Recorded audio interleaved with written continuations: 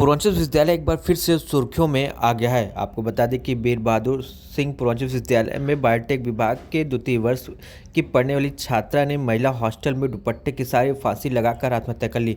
Police ने शव को कब्जे में लेकर पोस्टमार्टम के लिए भेज दिया। आपको बता दें कि जलालपुर थाना क्षेत्र के कोतवालपुर निवासी 22 वर्षीय शिवांगी मिश्रा विश्वविद्यालय के बायोटेक विभाग की द्वितीय वर्ष की छात्रा थी और जिनकी नवंबर में शादी होने वाली थी। वहीं विश्वविद्यालय के महिला गर्ल्स हॉस्टल के कमरा नंबर 35 में रहती थी। रात करीब 11 बजे किसी तेज आवाज़ से बात कर रही थी। आसपास के लड़कियों बरामदे में टहल रही थी।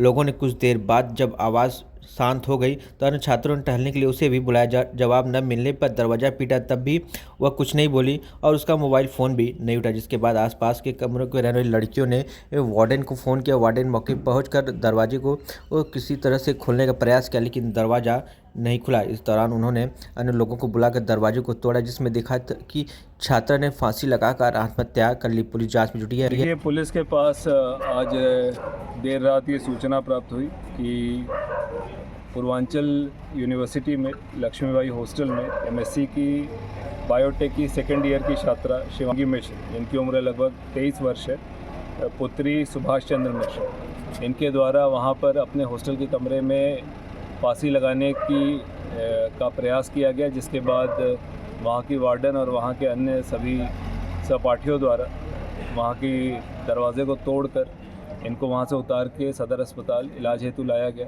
यहाँ पे चिकित्सकों द्वारा परीक्षण के बाद इनको मृत घोषित किया गया है। इस सूचना पर परिजनों से प्राप्त सूचना के आधार पर पुलिस द्वारा पंचायतनामा तथा कल डॉक्टर के पैनल से वीडियोग्राफी में पोस्टमार्टम की कार्रवाई की जाएगी।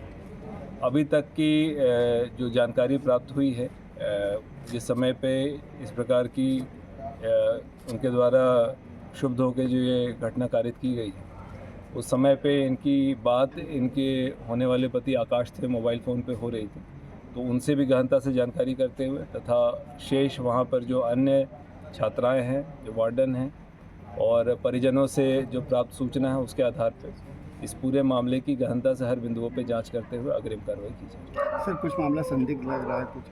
देखिए, अभी तक जो सूचना प्राप्त हुई है उसमें जो वहाँ की इनकी सहपाठी थी, वार्डन थे, उनके द्वारा बताया गया कि हॉस्टल में थी और शाम में इनको देखा गया था। फिर अचानक से एक इनकी साथी के फ़ोन पे ही इनके होने वाले पति, जिनसे नवंबर में इनकी शादी होनी थी, आकाश जो हैं, उनका फ़ोन आया था कि देखो, अचानक से उसने फ़ोन उठाना बंद कर दिया है। जब उसके द्वारा सूचना पर जाके कमरे में चेक किया गया था, कमरा बंद था। फिर 5-6 लड़कियों द्वारा और वार्डन के द्वारा कमरा तोड़ा गया, तो वो फंदे पे लटके हुए अवस्था में देखते हुए तत्काल उनको उतार के अस्पताल इलाज हेतु लाया गया था।